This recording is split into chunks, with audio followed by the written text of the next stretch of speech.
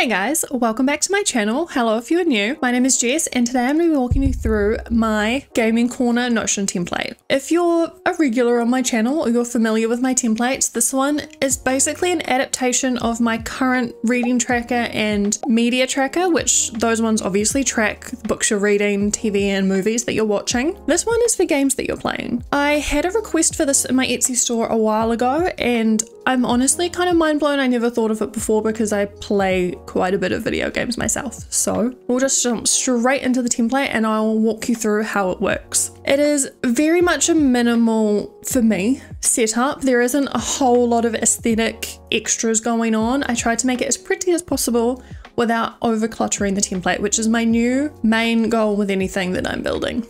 So as you can see, we have right at the top a main dashboard to get you to all the other pages that you need within this template, and then a year-to-date section which you can either leave all of them in, like I tend to do purely just because it looks a little bit better, or if you would like to, you can filter by the year. So we're going to do 2024 because that is our current year, and just save, and then you're only seeing the year that we're currently in, and that is also how in a new year you would update that to just show that current previous year. We scroll down a little and I have a currently playing and up next section. They're in their own little call out box. It has a view both of what you're currently playing, and then if you're planning on playing something soon, I have an up next section so you can just sort of keep track of that also. And then underneath that is just a little view of the library with a whole bunch of setup views for you already. So I have all, which is just the main sort of data view, because I know some people prefer data, some people prefer the visual gallery view, so I have both. And then again, we have our currently playing, we have a wish list, which I don't have anything in currently, but if there is a game that you want to purchase or it's coming out soon and you want to keep track of it, you can add it to the wish list. There is of course the up next section, the favorite section where you can keep track of your top tier games that you don't want to forget about. 5-star, which are not quite favorites, but they're almost there. Paused, because there is always those games that you drop midway through, but you're not ready to let go of completely, so they're there in the paused section. And I've also added within the data like a date range, so you can select when you started playing the game and then when you finished it. So that's more for games like The Last of Us, etc., that have a storyline and there is a very noticeable start and end point to that game. So for those ones, there is also the timeline, so you can see when you played certain games.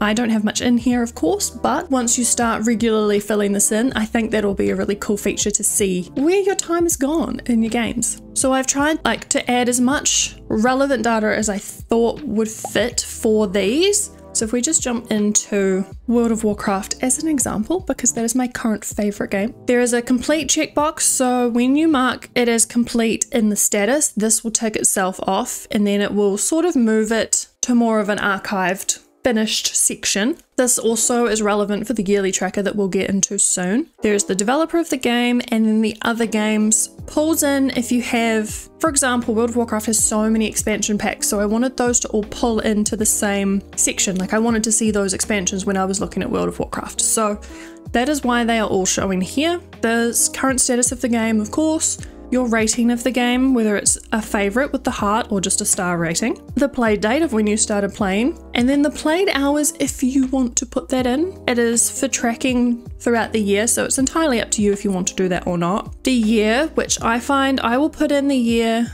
like if I've played it for more than 1 year, I will put all the years in, just so it pulls into each yearly tracker correctly. There's the genre of the game, of course. There's a note section if you want to add any notes to particular games, and that's saved in a separate page in like a little notebook. The mode, if it's single player, multiplayer, or online, and this is again like a multi-select, so you can choose as many as are relevant. The platform, the controller, the game series, the number in the series, which is just to help order things further down below. The game type, and this is for this, so if there's like base game, sequel, expansion pack, DLC, etc., you can just track which one is which. And then the shopping list, so this is where if you want to buy, if you've got early access, if you pre-ordered, etc., just to keep track of things. I then have a built-in template, so whenever you add a new game, this will fill in, well, it'll come in blank for you to fill in for yourself. So you can add the game cover, the sort of description of the game, and then down here it will pull in the expansions. and they are ordered in order based on if you've filled in all that data. So there is a little bit of admin, as there always is with Notion, but there are certain features like this that they will work themselves out so that you don't have to do all of it. So that is what the games themselves looks like. We'll just quickly jump into the pages. The yearly archive is my favorite page on all of these templates. So in my reading and media tracker too, I love the yearly archive. You can click into each year and this will automatically pull in, as long as you've attached the year to the game itself, it will pull in all the games you've played. And then there are these formulas that will work out the total games you've played for the year. And then if you've filled in the hours, it will say that's how many hours in total, and that will work itself out and total up that data from all of your games. And then there's a little visual section where it will pull in all of those games that you've played in that year, which is just a nice little visual addition.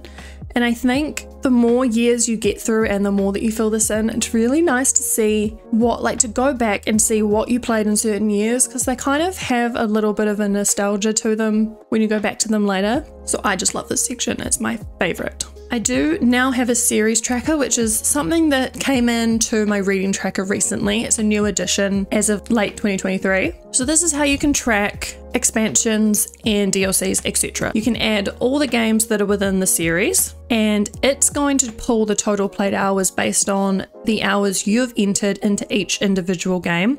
You basically don't have to do anything in the series tracker except add the games in. It will automatically pull the genre of all of those games. It will pull the developer, it will pull the mode, the controller, and the platform. All of that is automatic from the the original game data. You can visually see everything from here. So again, this is a new feature in my trackers that I love, because so many things are in a series and it's easier to track a series sometimes than individual games. And just like my reading trackers, we of course have a genre gallery. So in the genre gallery, you obviously attach the genre to the games themselves, and then you can come in here and you can see how many games you have in each section. So if I click into RPG, for example, it'll let me know that I have 12 RPG games in my library. It'll pull what those games are, and then again down below there's a little visual representation of those games. And it's just a little nice to have, really. It's just nice to see what genres are the most popular, the ones that you enjoy the most. And then the developer page is pretty plain, but it's just where all the developers live, and you can favorite some if you like. You can add the notes will pull in if you've attached a note to a game. So as you can see here, I have a note that is attached to The Last of Us, and because of that, it is pulled in to the Naughty Dog data as well, because they are the ones who made that game. And speaking of notes, we will jump straight into the notebook as the final page in this template. So the notes you can either add here, you can just create a new one, click here and pick one of the games from your library to add it to, add your little note, and then add the developer. The other way that you can do it is if you click into the game itself, you can add the note directly from here. So you can add link to another page, and if you don't have one already made, you can create it here, which is the way that I generally tend to do it, because I will kind of add everything into the game itself. But it's nice if you want to go back and see what notes you've made, that they're just all stored in one particular place. There's also two views. There is just a line quick view, and then there's this table view. If you don't want both, you don't have to have both, but that's just how I like to display it. And there you have it. That is the full rundown of my gaming tracker, what all the pages are and how they kind of work together. If any of that didn't make sense or I went over it too quickly, please leave comments down below and I will try to explain it as best I can. Also, if there's anything that I've built in my Notion templates that you want to see in a more tutorial style video, so I show you exactly how I build it step by step, let me know what you would like to see in the comments below as well. I'd be more than happy to make those kind of videos for you guys as well. I'm just not sure if that's what you're interested in, but that is the full template. I hope you enjoyed this video and I hope it helped explain the template a little bit more. And if you'd like to check it out, the link to this template will be in the description box below. If you enjoyed this video also, please give it a thumbs up and subscribe to my channel if you would like to see more content like this. And otherwise, I will see you all very soon. Bye guys.